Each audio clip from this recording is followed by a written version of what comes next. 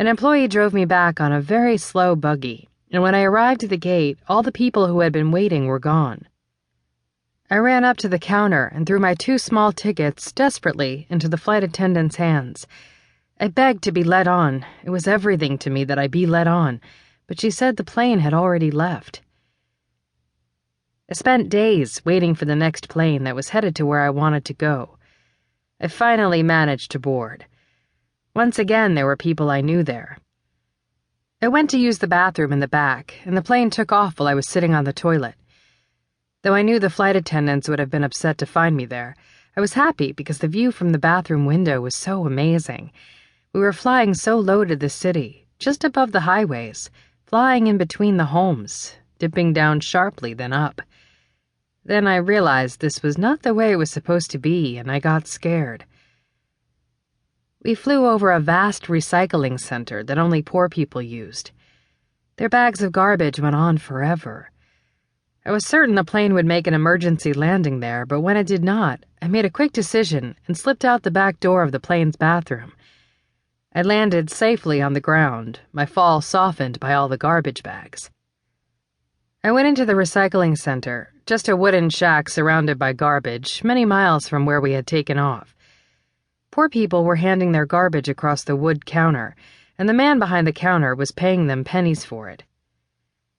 I went back outside and was surveying the dump when I noticed that my plane had crashed into a nearby lake. Its end was sticking out, smoking with fire. I was so relieved that I had jumped from the plane in time, but also spooked. I walked up to a curly-haired woman by the shore, my Jungian analyst. I asked her what the number of the flight had been, and she told me, but the numbers were not familiar. It had not been my plane at all. Now my plane was very far away, still traveling through the sky. I would not be able to catch up to it by running or even with a car.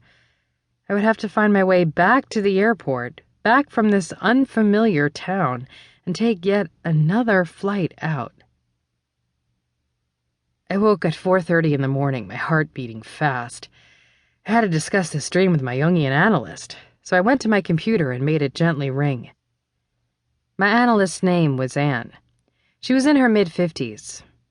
Decades earlier, she had studied in Zurich, then moved to Toronto where she practiced for many years. I met her while I was studying at the university, taking her class on Carl Jung. A few years later, I returned to her as a patient. 2 months ago, she moved to the English countryside to live in a barn on a farm where her family had farmed for generations, which was now idle and was where she had been born.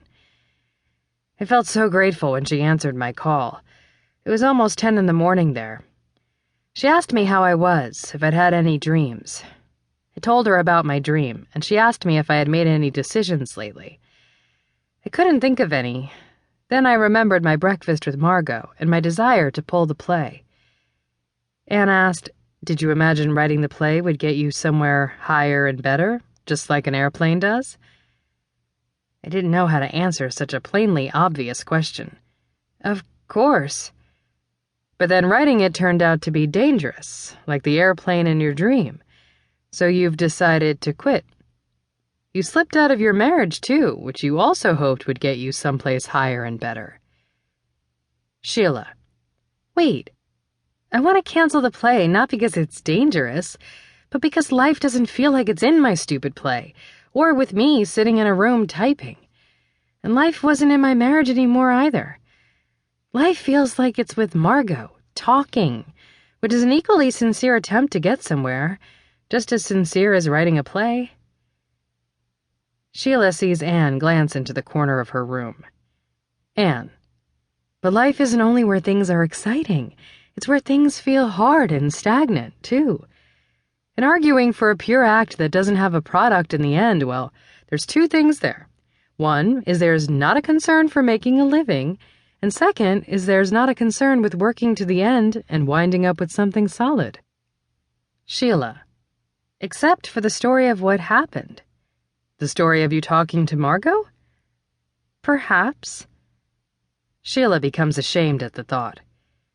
You slipped out from the plane at the first sign of danger, but then you returned to the airport to catch another